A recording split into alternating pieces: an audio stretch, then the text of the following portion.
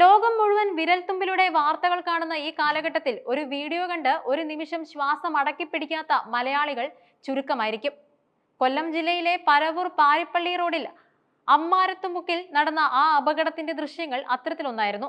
മരണത്തിന്റെ തണുത്ത കൈകൾ ഒരു മനുഷ്യജീവനെ തൊട്ടുരുമ്മി കടന്നുപോയ നിമിഷം. എന്നാൽ ആ അപകടത്തെക്കാൾ ഉപരിയായി കേരളക്കരയെ വിസ്മയിപ്പിച്ചത് അപകടത്തിൽപ്പെട്ട ഓമനയമ്മ എന്ന വീട്ടമ്മയുടെ പതറാത്ത നിലപാടും അവരുടെ വലിയ മനസ്സുമാണ്.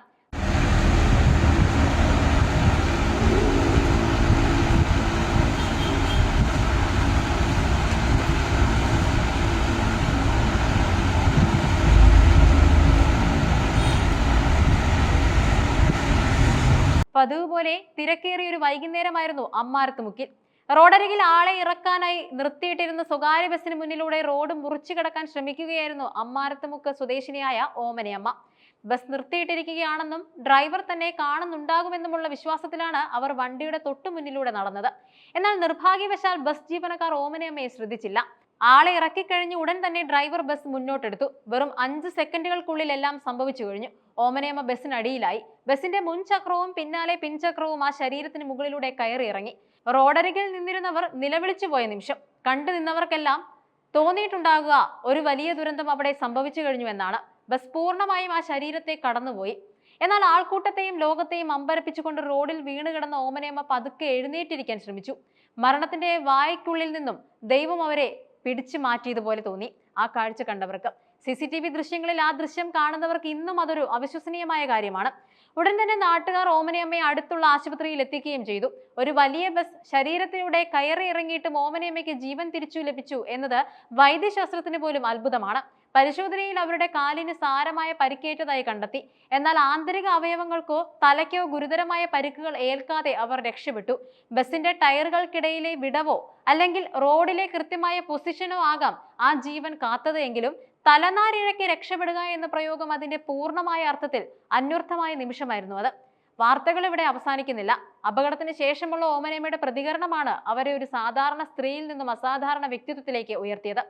സാധാരണയായി ഇത്തരം അപകടങ്ങൾ സംഭവിക്കുമ്പോൾ നാട്ടുകാർ ബസ് തടയുകയും ജീവനക്കാരെ ആക്രമിക്കുകയും വലിയ തുക നഷ്ടപരിഹാരമായി ആവശ്യപ്പെട്ട് കോടതി കയറുകയും ചെയ്യുന്നത് നമ്മൾ സ്ഥിരമായി കാണുന്ന കാഴ്ചയാണ്. എന്നാൽ ഇവിടെ സംഭവിച്ചത് മറ്റൊന്നാണ്.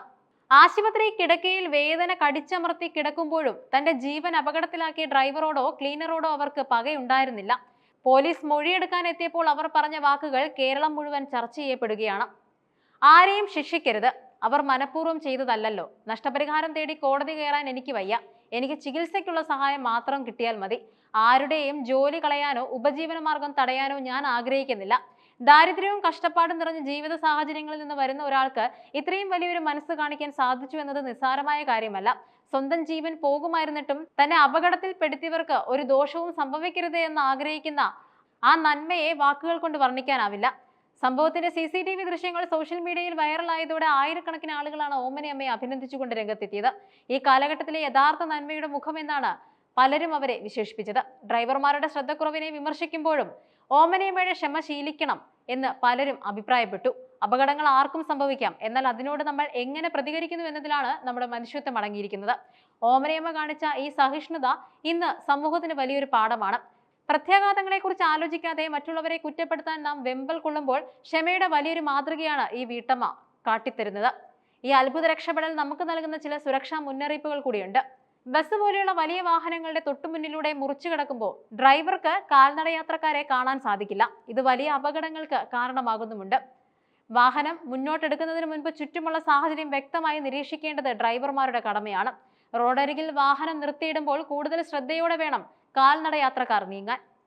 ഓമനയമ്മയുടെ ആരോഗ്യനില ഇപ്പോൾ മെച്ചപ്പെട്ടു വരുന്നുണ്ട്. കാലിലെ പരിക്ക് മാറാൻ കുറച്ചു നാളത്തെ വിശ്രമം ആവശ്യമാണ്. തന്റെ വലിയ മനസ്സുകൊണ്ട് അവർ നേടിയെടുത്തത് ഒരു നാടിന്റെ മുഴുവൻ സ്നേഹവും പ്രാർത്ഥനയുമാണ്. മരണം തൊട്ടു വിളിച്ചിട്ടും പുഞ്ചിരിയോടെയും ക്ഷമയോടെയും അതിനെ നേരിട്ട ഓമനയമ്മ അതിജീവനത്തിന്റെ മാത്രമല്ല സ്നേഹത്തിന്റെയും വലിയൊരു അടയാളമായി മാറിക്കഴിഞ്ഞു.